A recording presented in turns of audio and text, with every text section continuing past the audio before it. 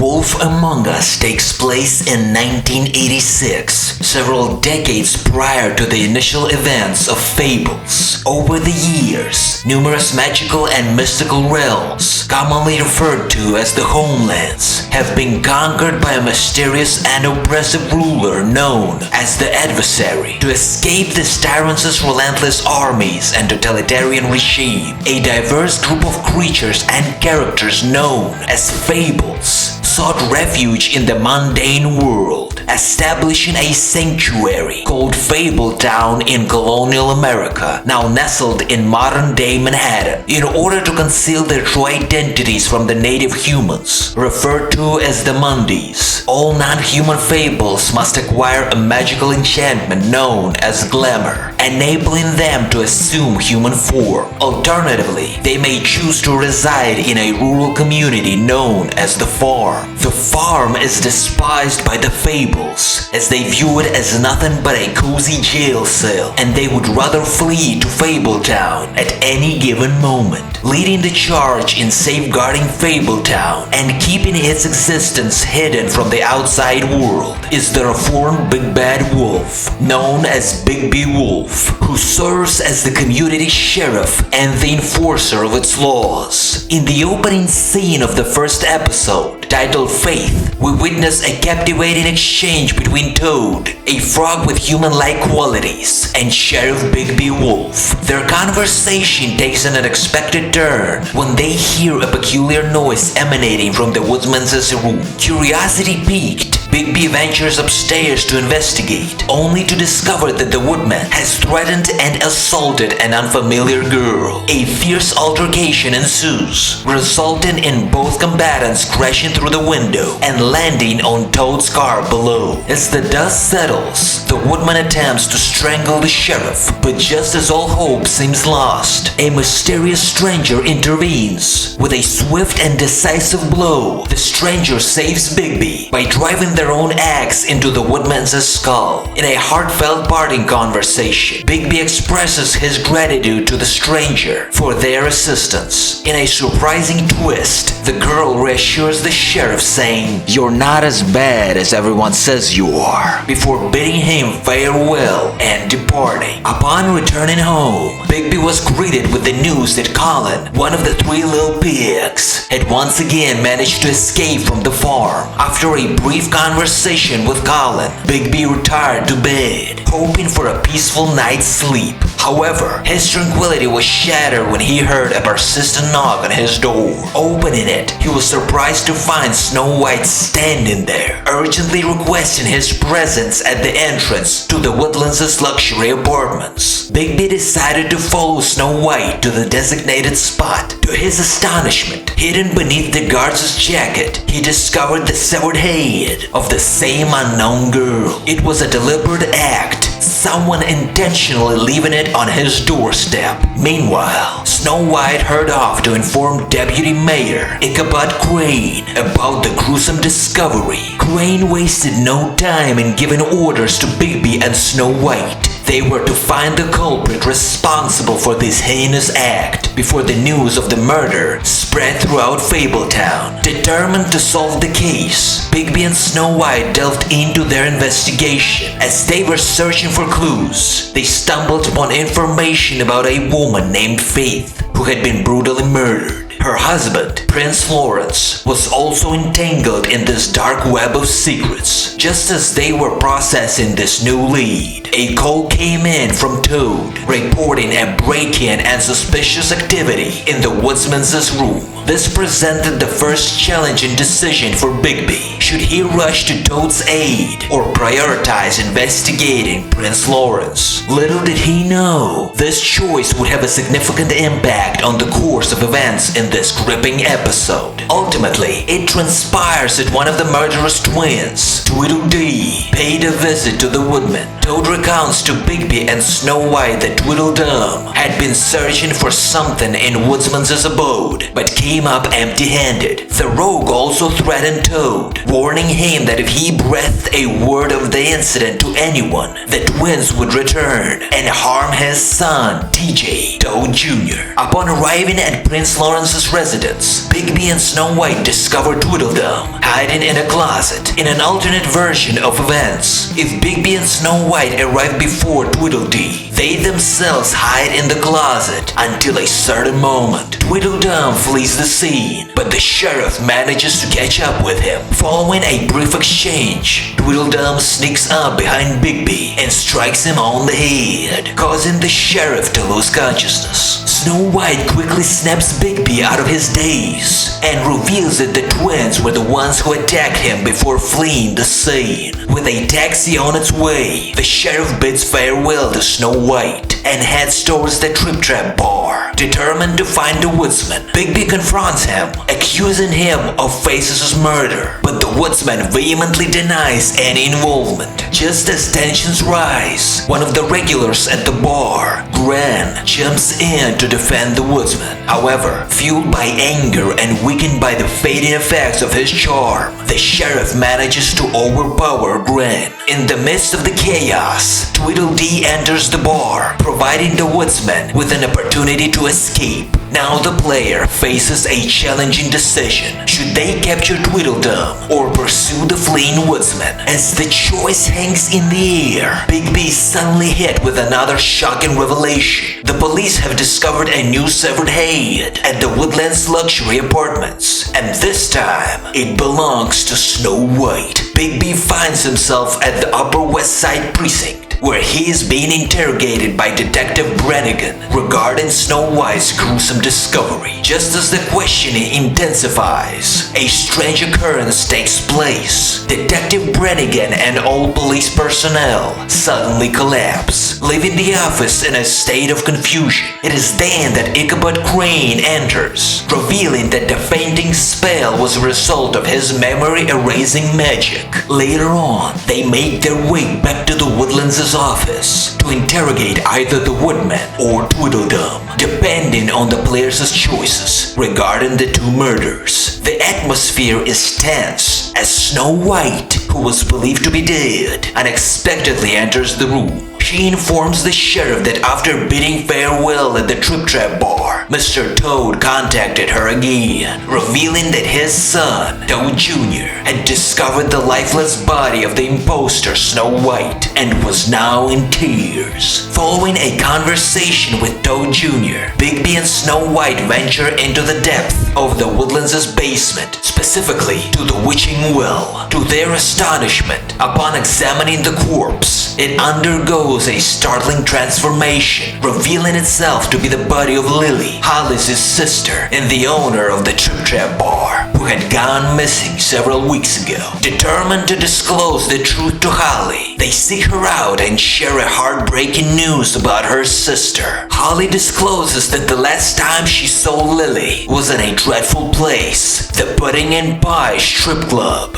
Bigby decides to pay a visit to the establishment and encounters Georgie Porgy, the bar's owner, as well as one of the former Little Mermaids named Nerissa. This encounter presents the player with a challenging decision, whether to demolish the club or simply request the owner to provide the sheriff with a book containing records of all the club's strippers and their clients. Curiosity piqued, Bigby follows Nerissa to the girl's room in an attempt to gather more information about Lily. It is there that Nerissa reveals that the last time she saw Lily was in a company of a certain individual named Mr. Smith, who had rented room 207 at the Open Arms Hotel. The protagonist arrives at the hotel and discovers that Beauty is working at the front desk to cover her rent. The sheriff requests her assistance in opening room number 207, but their plans are interrupted when the Beast unexpectedly arrives at the hotel. A brief altercation ensues between Bigby and the Beast, resulting in the door to the room being forcefully broken down. Inside, they are confronted with a horrifying sight, a bed adorned with flowers and stained with blood. As they search the room, they stumble upon a photograph of Ichabod Crane engaging in an intimate act with Lily, disguised as Snow White. Unbeknownst to them, Crane watches their every move through the magic mirror, which he shatters in a fit of rage, along with a magic lamp.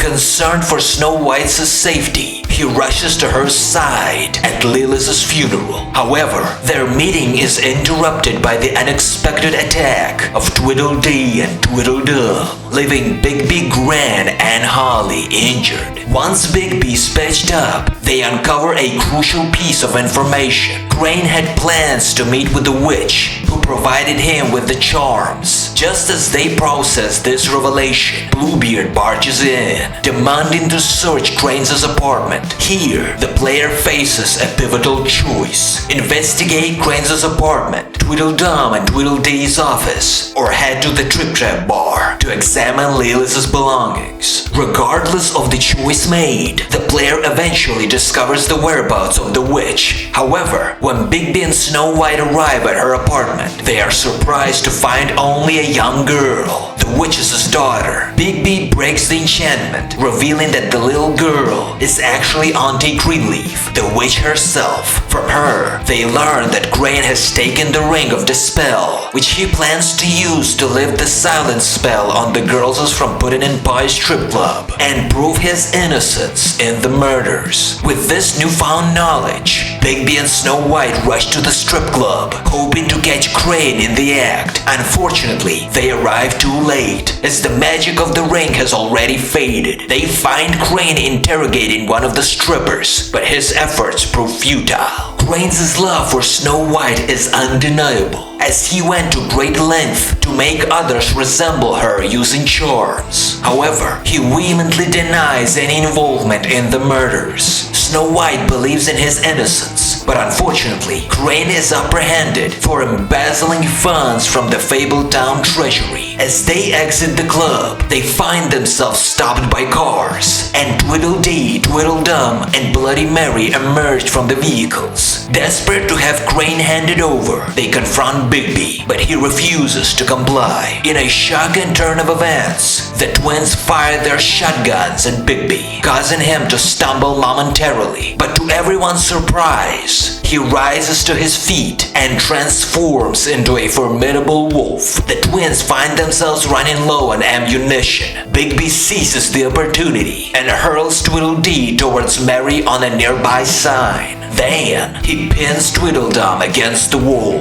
At this point, the player faces a crucial decision: spare or kill Tweedledum. If the player chooses to kill him, Bigby ruthlessly tears out his Adam's apple. However, when Bigby momentarily loses focus due to Snow White's reaction, Mary seizes the chance and shoots him with a silver bullet. Bigby collapses, and Mary grabs the woodman's axe, preparing to decapitate him. In a selfless act to save Bigby, Snow White offers Crane to Mary. Before departing, Mary cruelly breaks Bigby's arm and departs with Crane. Dr. Swinehart skillfully removes fragments of the silver bullet from Bigby's body in his humble apartment, while Bigby himself bravely sets his own arm. Snow White and Colin stand by, offering their support. Concerned for Bigby's safety, the doctor warns that another silver bullet could prove fatal and takes his leave. Snow White, now acting as the deputy mayor in Crane's absence, declares that all fables who do not possess charms must return to the farm, much to Colin's dismay. Leaving Bigby's apartment, Snow White informs him that Nerissa is waiting for him in the office. In the ensuing conversation between Bigby and Nerissa, it becomes evident that Nerissa is unable to reveal the whole truth due to the enchanted pink ribbon adorning her neck.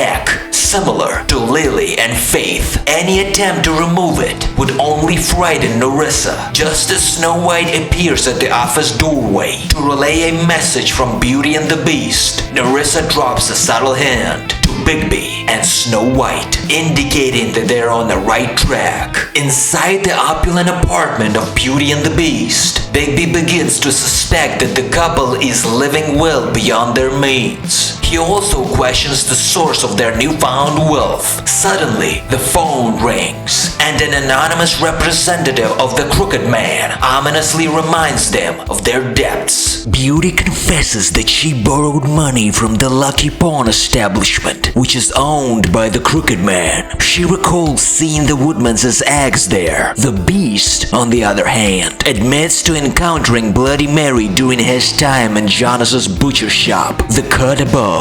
Now faced with a choice, the player must decide whether to investigate the Lucky Pawn or the butcher shop first. If they choose the Lucky Pawn, they will encounter Jack, who works part-time there. Jack reveals that Mary had indeed visited the establishment, and Bigby notices an empty display case with a sign that reads Woodman's eggs. Just as they begin to piece the puzzle together, two individuals burst into the scene: the Jersey Devil, the store's proprietor, and the furious woodsman, who realizes his beloved ex is missing. In the midst of the chaos, a brawl erupts, unveiling the Devil's true, grotesque appearance straight out of the fairy tale. Locked away in a cabinet, the Woodman's axe becomes the weapon of choice to subdue the devil. However, the devil claims that finding the elusive Crooked Man is an impossible task, as he always lurks in the shadows. Even Crane attempted to locate him using the magic mirror, but Mary took a shard from the mirror to the butcher shop. As Bigby arrives at the butcher shop, he encounters a terrified salesman named Johann. In a panic, Johann swiftly presses the panic button hidden beneath the counter and seeks refuge in the walk-in cooler. Inside, their conversation continues, revealing that Crooked Man and Mary have taken over Johann's business. Curiosity leads Bigby to open the door of a nearby cell, unveiling an underground alchemical laboratory dedicated to crafting charms. The workers there manage to escape thanks to the alarm triggered by Johann. Among the scattered items, Bigby discovers Crane's blood-stained jacket containing a shard from the mirror. Returning to the Fabletown administration,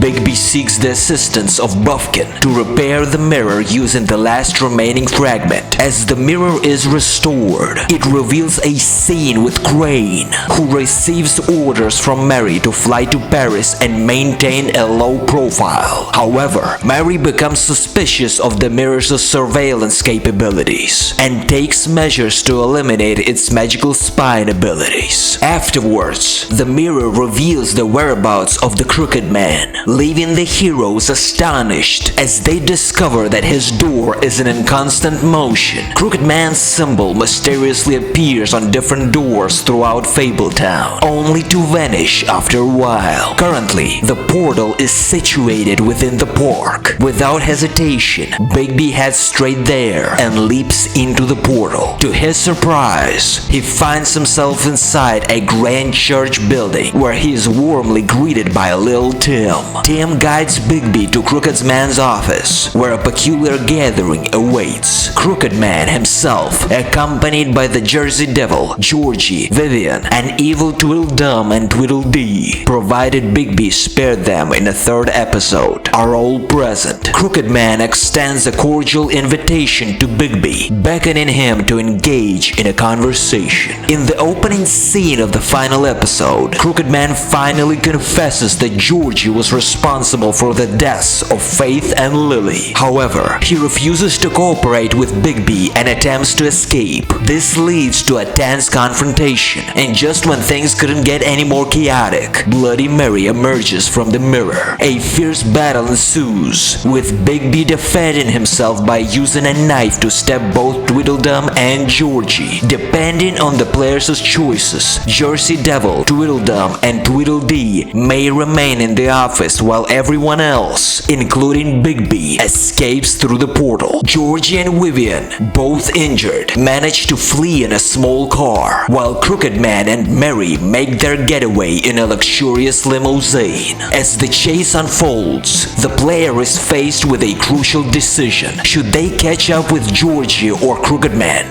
Bigby chooses to pursue Georgie and Vivian, eventually tracking them down at the Pudding and Pie Club. It is here that Georgie admits to being ordered by Crooked Man to eliminate Faith and Lily. Lily, while Vivian confesses to being the one who tied the ribbons around the girl's neck. These ribbons, when removed, result in the decapitation of the victims. This revelation sheds light on the gruesome manner in which Faith and Lily were killed. Overwhelmed by guilt, Vivian decides she can no longer live with the burden and removes her own ribbon. At this point, the player is faced with a difficult choice. Should they end the suffering of the mortally wounded Georgie or leave him to die? Regardless of the decision made, Bigby leaves them behind at the Pudding and Pie Club. Continuing his pursuit, Bigby arrives at the Shepherd's Metalworks, another one of Crooked Man's hideouts. A brutal fight erupts between Bigby and Bloody Mary, during which Mary's true face is revealed and Bigby transforms into a massive wolf. Ultimately, Bigby manages to defeat Mary and locates Crooked Man. Now the player must make a crucial decision. Should they bring Crooked Man to Snow White, either alive or dead? The fate of Crooked Man lies in the hands of the player as they navigate the thrilling conclusion of the game. Snow White and the rest of the townspeople anxiously await Bigby's arrival at the Witching Well. Depending on whether the player chose to kill Crooked Man or spare him, the situation takes a different turn. If Crooked Man was killed, Bigby solemnly tosses his lifeless body into the depths of the well. However, if the Crooked Man was spared, he now faces a trial where he claims that he never ordered Georgie to murder the girls, insisting that it was Georgie's own decision. Unfortunately for Bigby, he cannot disprove this claim as Georgie, the actual killer, is deceased, and there are no other witnesses to support his testimony except for Bigby himself. Regardless, Crooked Man is still being charged with other criminal acts, and the townspeople are discussing the appropriate punishment. Just when things seem to be at the standstill, Nerissa arrives and reveals that she and the other girls overheard Crooked Man giving the order to Georgie to kill Faith and Lily. This revelation puts the player in the difficult position as the townspeople demand Crooked Man be thrown into the well. Bigby suggests a more brutal execution by tearing off his head, and Auntie Greenleaf proposes locking him up behind bars. The player must make a choice that will shape the outcome of the situation. If the player decides to kill Crooked Man, Bigby fulfills their wishes by throwing him into the well, and the townspeople understand and accept this decision. On the other hand, if the player chooses prison, Auntie Greenleaf uses her magic to transform Crooked Man into a black crow, confining him within a golden cage. The following day, Bigby encounters Flycatcher, who is preparing to depart for the farm along with Toad and his son. Depending on the player's previous choices, Colin may or may not be joining them on their journey. Bigby's first priority is to talk to Snow White, but unfortunately, she is caught up in urgent matters. Without wasting any time, Bigby heads outside. As he steps out, he notices Toad and Colin leaving. Suddenly, Toad Jr. approaches Bigby and asks him to deliver one of the beetles from his collection to Snow White. Now it's up to the player to decide whether to agree or not. While they drive away, Bigby's attention is drawn towards Nerissa standing on the sidewalk. He approaches her to bid farewell, and that's when she confesses that she and the other girls were planning to escape from Pudding and Pie. They had even gathered incriminating evidence against Crooked Man's people, including a photo of Crane and Lily, enchanted as Snow White. However, Nerissa was afraid that their plan would fail, so she betrayed them by revealing everything to Georgie. In a shocking turn of events, Georgie, feeling betrayed, killed Faith right in front of Nerissa's eyes. This revelation makes Bigby realize that Nerissa's testimony during the trial, where she claims that Crooked Man ordered Georgie to kill Faith and Lily, was a lie. Nerissa, however, argues that the Crooked Man is a terrible person who has entangled Fabletown in chains. She believes that if Crooked Man had discovered the incriminating evidence, they would have been killed regardless. It was Nerissa who left Faith's head at the Woodlands Apartments, hoping to catch the attention attention of the sheriff. She believed that Bigby could rectify the situation. Finally, Nerissa utters the familiar phrase, "You're not as bad as everyone says." This triggers a memory in Bigby's mind of his conversation with Faith, who also used the same phrases, "You're not as bad as everyone says," and "Do you like my ribbon?" This realization leads Bigby to question Nerissa's true identity. The game concludes with Sheriff Bigby facing a crucial decision. Should he follow Nerissa or let her go? This has been the story of Wolf Among Us. Thanks for watching. Leave a like if you enjoyed, subscribe, and I'm going to see you in the next one.